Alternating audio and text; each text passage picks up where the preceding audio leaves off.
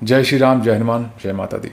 आज हम बात करेंगे नवरात्र साधना की, जो कि 3 अक्टूबर से स्टार्ट हो रही है और 12 अक्टूबर तक ये साधना चलेगी। मैं साधना वर्ड इसलिए यूज़ करता हूँ क्योंकि साधना मतलब एक कमिटमेंट होती है। पूजा पाठ क्या होता है कि आपने पूजा आज की, मॉर्निंग में की, इवनिंग में आप मिस कर सकते हो, बट जो साधना होती है वो कमिटमेंट होती है।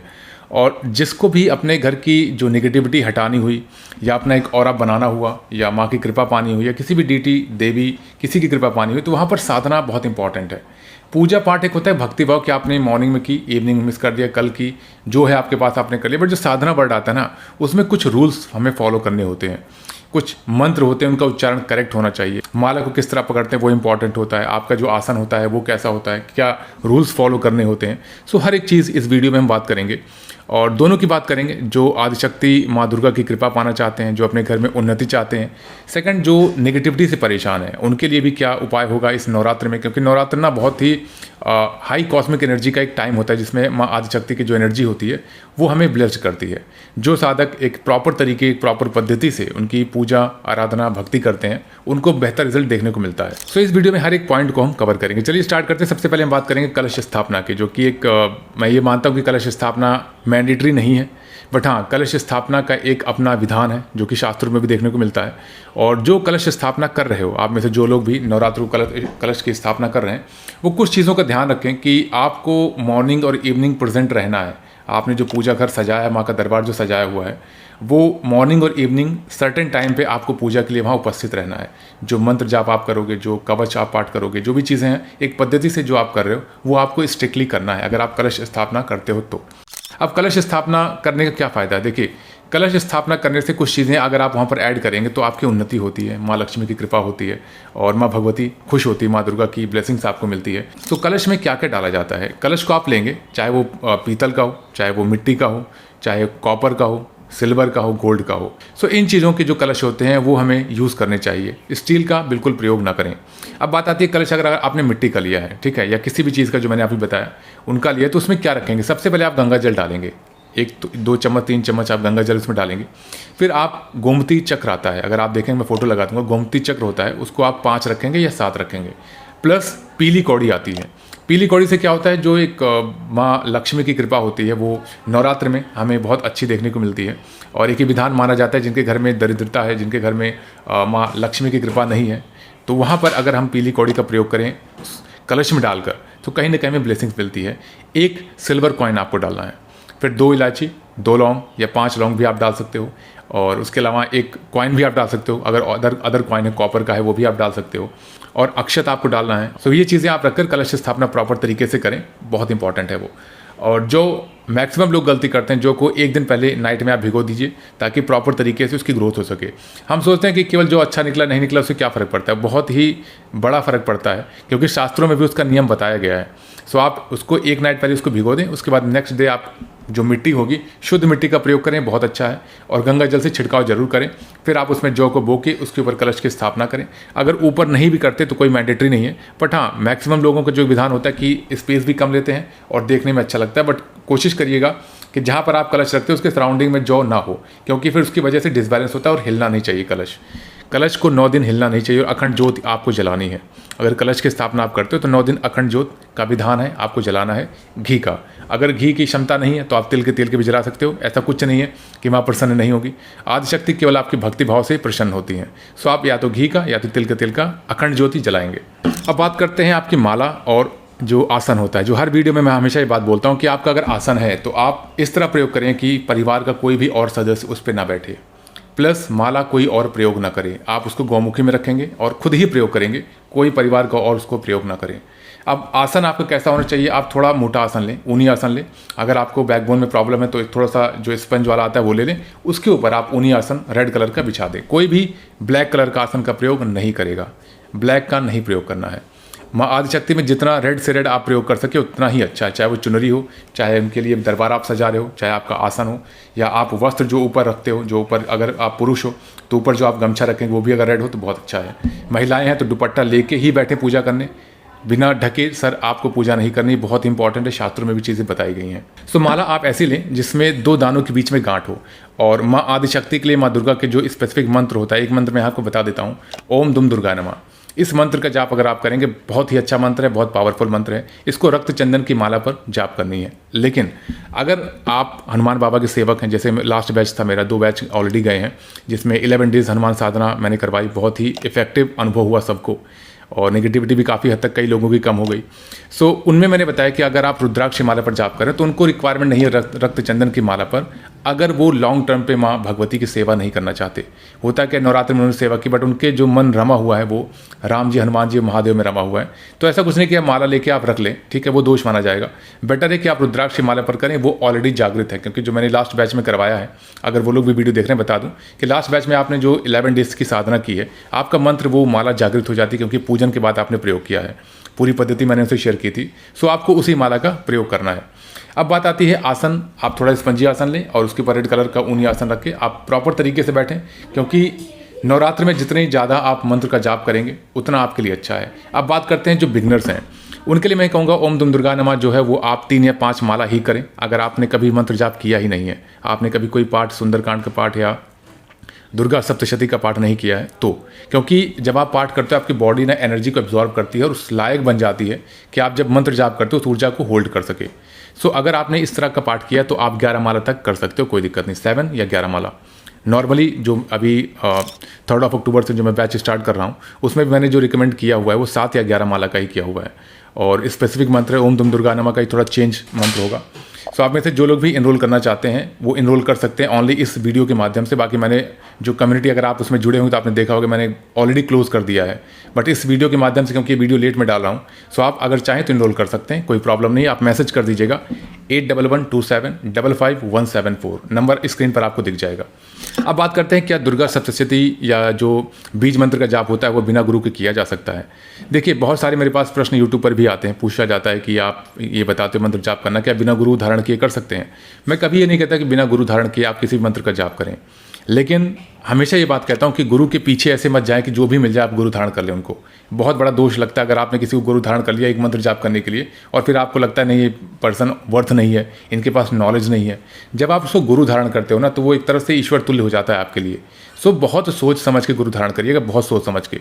जब आप उस पर्सन को देखें लगे कि नॉलेजेबल पर्सन है और यही मैं बनना चाहता हूँ या इनकी तरह ही ये ज्ञान मैं लेना चाहता हूँ, उनको देख के अंदर आपके भाव आए, तभी आप उसको गुरु धारण करें। गुरु बहुत सोच समझ के धारण करना चाहिए। अब बात आती है तो गुरु हमें मिले कहाँ से। स्पिरिचुअलिटी में एक रूल बहुत समय से चला आ रहा है, राम जी के टाइम से चला आ रहा है। मैं तो ये कहूँगा कि किसी को भी गुरु तुरंत नहीं मिलता है। जो एक साधना के पर्पज से गुरु मिलते हैं वो आपको जर्नी के दौरान ही मिलते हैं। आप स्पिरिचुअलिटी में आगे बढ़ते जाएंगे, ईश्वर की कृपा रही तो आपको गुरु जरूर मिलेंगे। अब साधना के लिए आपको सोमवार को, ठीक है, अगर नहीं सोमवार पड़ता है तब भी 3 तारीख को अगर हो सके तो आप गुरु धारण करेंगे महादेव को। महादेव को गुरु धारण करके आप कोई भी साधना पद्धति कर सकते हैं। केवल वो दक्षिणा मार्ग या एक सात्विक साधना होनी चाहिए बस। वामाचार मार्ग से डिफरेंट होता है, उसमें एक गुरु की आपको सानिध्यता प्राप्त होना मैंडेटरी है, उसको बिना गुरु के नहीं आप कर सकते। सो सात्विक साधना महादेव को, आदि गुरु को, मीन्स शिव जी को आप गुरु धारण करके बिल्कुल कर सकते हैं, कोई दोष नहीं है, बहुत अच्छा रहेगा। आपको गुरु तत्व जो होगा धीरे धीरे जागृत होगा। अगर आप में से बहुत सारे लोग अगर और चेक करवाएंगे 9 दिन या 10 दिन की साधना करने के बाद तो गुरु तत्व आपका जागृत होगा। अगर आप महादेव को गुरु धारण करके, जिस तरह मैं बताऊंगा आगे, माला ओम नमः शिवाय की भी करनी है और महाआदिशक्ति की भी माला करनी है, तो वो चीज़ें मैं आपको आगे बताऊंगा। इसमें मंत्र जागृत करना या फिर जो मंत्र सिद्ध करना वर्ड थोड़ा सा मुझे बुरा लगता है, क्योंकि सिद्धि या सिद्ध करना माता के मंत्र को या माता को या हनुमान बाबा को बहुत टफ है। टफ क्या, मैं तो कहूँगा इम्पॉसिबल है।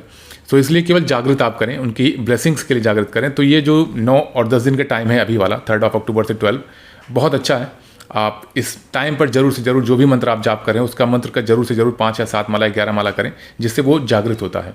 हनुमान जी की जो सेवा करते हैं भगवती के ही मंत्र का जाप करें, क्योंकि हम सभी जानते हैं कि हनुमान बाबा उनके आगे ध्वजा लेके चलते हैं, तो उनकी कृपा अपने आप आपको स्वतः मिल जाएगी। अगर आप ऑलरेडी साधना करें तो आप पॉज कर सकते हैं साधना, ऐसा कोई मैंडेटरी रूल नहीं है। अगर आप हनुमान जी के 11-11 माला कर रहे हैं, आपने संकल्प लिया तो क्षमा मांग के अब 11 जो ये 9 से 10 दिन का टाइम है, आप माँ आदिशक्ति का मंत्र का जाप करेंगे। 1 माला केवल हनुमान बाबा का जो आपने किया है वो करेंगे, दैट्स इट। उनकी ब्लेसिंग्स आपको मिलेगी। एक साधना अगर आप कर रहे हो और कोई और साधना आपको करनी है तो उसको आप रोक सकते हो, उसके बाद में आप करेंगे इसको। अब इस नवरात्र के टाइम पर एक चीज़ इंपॉर्टेंट है जो कि घर की महिलाओं को करना है। जो एक दीप होता है, फ्राइडे को जरूर से जरूर घी का दीप जलाएं, जो मेन गेट होता है उसकी तरफ। अगर मैं बात करूं अंदर से तो आप लेफ्ट साइड में, बाहर से राइट साइड आप देखिए तो वहाँ पर आपको एक घी का दीप जलाना है फ्राइडे को। बाकी दिन आप सरसों का दीप जलाएंगे, ये बहुत इंपॉर्टेंट है। 9 दिन तक आप प्रार्थना करेंगे अपनी कुलदेवी और लक्ष्मी से, क्योंकि कुलदेवी और लक्ष्मी का स्थान माना जाता है आपके जो मेन गेट होता है उनके चौखट पर। पहले चौखट होते थे, वो चीज़ें अभी भी चलती हैं। आपका अगर मेन गेट है तो वहाँ पर ऊपर साइड में उनका स्थान माना जाता है। सो आप ये दीप जरूर से जरूर जलाएं। महिलाएं केवल जलाएंगी या तो घर की बहू या माता जी। बेटियां ना जलाएं तो बेटर है, क्योंकि बेटियों का एक डिफरेंट होता है, उनका कुल बदल जाता है आगे। तो कुल देवी की बहुत सारी कुल देवियों की साधना रिस्ट्रिक्टेड होती है। सो आप नहीं जलाएंगी, या तो बहुएं जलाएंगी या तो माता जी जलाएंगी। बहुत शुभ होगा। लक्ष्मी का आगमन 9 दिन के अंदर ये आप कर सकते हो। अगर आपके घर में लक्ष्मी की प्रॉब्लम है या दरिद्रता आपको लगता है कि बहुत ज़्यादा आ रही है, पैसे रुक नहीं रहे, बहुत अच्छा उपाय है, आप करके देखिएगा। फिर बात करते हैं नेगेटिविटी की। आप में से जिन लोगों को भी फील होता है कि नेगेटिविटी है, उनकी बॉडी पर कुछ ऐसा फील होता है या फिर कुछ परछाई सी दिखती है, या उनको लगता है कि सर दर्द जाता ही नहीं है, किसी ने कंफर्म किया कि हाँ नेगेटिविटी है, तो मैं ये हमेशा रिकमेंड करता हूँ कि सबसे पहले आप अपने कुलदेवी, कुलदेवता, ईष्ट और पितरों के भरोसे काम करें। फिर अगर नई चीज़ें मैनेज होती तब आप किसी तांत्रिक या भगत के पीछे जाएँ, क्योंकि मैंने देखा 99% ये चीज़ें सॉल्व हो जाती हैं। अगर जिसको नेगेटिविटी है या उसके परिवार में कोई पूरी क्षमता से प्रार्थना करे, साधना करे, तो ईजिली वो चीज़ें हट जाती हैं। अब आपको करना क्या है, जिन लोगों के ऊपर नेगेटिविटी है, अगर वो साधना कर रहे हैं तो उनको मैं बता दूं कि आपको 11 माला स्ट्रिक्टली इस मंत्र का जाप करना है, ओम दुम दुर्गा नमः। ठीक है, जो बाकी पद्धति मैं बताऊंगा वो चीज़ें भी ऐड करनी है। और पीली सरसों आपको फर्स्ट डे ही वहाँ पर रखना है। आप एक पीतल के पात्र में, स्टील में नहीं रखेंगे, पीतल या मिट्टी के पात्र में आप इतनी सरसों रखें कि पूरे घर में आप छीटें और उसको बाहर कर देना है। तो इतना रखेंगे अप्रॉक्स, अगर 250 ग्राम भी रखेंगे तो इनफ है आपके घर के लिए। आप 250 ग्राम वहाँ माता के पास रखेंगे इस प्रार्थना के साथ कि मैं इस सरसों को आपके पास रख रहा हूँ, इसको अभिमंत्रित कर दीजिए, मेरे घर में ये प्रॉब्लम है, नेगेटिविटी है और मुझे ऐसा लगता है यहाँ परछाई, जो भी प्रॉब्लम है आपकी, आप वो चीज़ प्रार्थना करेंगे और 9 दिन तक आप उसको नहीं छुएंगे जब तक संपूर्ण साधना ना कर लें। और ये हर दिन आप जब भी आप सरसों देखेंगे तो प्रार्थना जरूर करिएगा, इसको अभिमंत्रित कर दीजिए और जो भी मेरे घर की नकारात्मकता है उसको आप समाप्त करिएगा। इतना ही अगर आप करेंगे तो 9 दिन के अंदर आपको बेस्ट रिजल्ट ना देखने को मिले तो आप आके वापस कमेंट करिएगा इस वीडियो में। बस आपको ब्रह्मचर्य का पालन करना है, आपके घर में नॉनवेज अल्कोहल नहीं आना चाहिए। और आप अगर आप पुरुष हैं, किसी महिला के लिए अपशब्द, किसी महिला के लिए द्वेष भावना, किसी महिला के लिए एक जो लस्ट की भावना अगर वो जागृत होती है, कहीं ना कहीं फिर ये प्रॉब्लम है, आप उसको क्षमा मांग कर करें। बट अगर ये चीज़ें नहीं है तो मैं गारंटी दे सकता हूँ कि नेगेटिविटी अगर कैसी भी हुई, आई एम नॉट सेइंग कि मसानी क्रिया और शमशानी क्रिया खत्म हो जाएगी, बट बाकी कुछ भी हो, कितना बड़ा प्रेत हो, कुछ भी हो, वो समाप्त हो जाएगा। मसानी क्रिया इसलिए मैं कहता हूँ कि मसानी क्रिया अपने आप में एक देवी की क्रिया होती है जो कि बहुत उग्र और एक उग्र साधना के बाद ही मिलती है। तो ऐसे कोई प्रयोग करता भी नहीं। अगर आपको किसी ने बताया है तो आप तुरंत बिलीव मत कर लीजिएगा कि मसानी क्रिया, शमशानी क्रिया, क्योंकि आजकल जितने भी भगत हैं, जितने भी तांत्रिक हैं, उसमें से 10 में बात करूँ 7 लोग यही कंफर्म करते हैं आपके ऊपर मसानी क्रिया है। कैसे हटेगी? क्योंकि साधक क्या, जिसके ऊपर नेगेटिविटी हो तुरंत डरेगा। आप 51,000 पे कर दीजिए, 21,000 पे कर दीजिए, हम ये पूजा करवा देंगे, वो पूजा करवा देंगे। इसमें आपको नहीं फंसना है। इतनी आसानी से ना ये क्रिया कोई तांत्रिक करता है और ना करवाई जाती है। ठीक है, तो आप इसमें परेशान ना हो। आप अपने ईष्ट, कुलदेवी, कुलदेवता पर भरोसा रखें, पितरों पर भरोसा रखें, प्रार्थना करें, अपनी पूजा पर भरोसा रखें। 110% वो चीज़ें खत्म होंगी। बाकी अगर किसी को किसी प्रकार की नेगेटिविटी होती है, आप कंफर्म कर सकते हैं नीचे कमेंट में, मैं चेक करके रिप्लाई करूंगा कि ये साधना में क्या चेंजेस आप कर सकते हो। आप कमेंट कर सकते हो।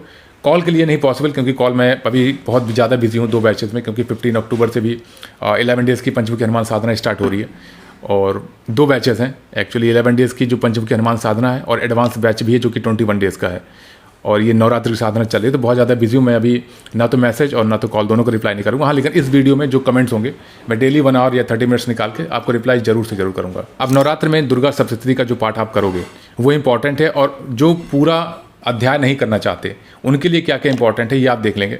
यहाँ पर चीज़ें मेंशन की है मैंने। इस स्टेप से आपको करना है डेली मॉर्निंग और इवनिंग, और ये करने के बाद ही आपको मंत्र का उच्चारण करना है या मंत्र जाप करना है माला पर, क्योंकि स्टेप भी इंपॉर्टेंट होती है। आप दीप जलाएंगे गणेश जी का आह्वान करते हुए, कुलदेवी, कुलदेवता, महादेव अपने गुरु, और बाकी देवी देवताओं को दिखाने के बाद फिर माँ दुर्गा को दिखाएंगे। फिर उसके बाद जो चीज़ें होती हैं, आप कवच का पाठ करेंगे। कवच का पाठ करने के बाद जो भी स्टेप्स हैं इस तरह जो मैंने मेंशन कर दिए हैं, इस तरह आपको पाठ करना है। मेक श्योर कि आप करेक्ट पाठ करें। आप संस्कृत में कर सकते हैं, बहुत अच्छा है, नहीं तो आप हिंदी में भी पाठ करेंगे, कोई दिक्कत नहीं। माँ की कृपा, भगवती की कृपा आपको मिलेगी।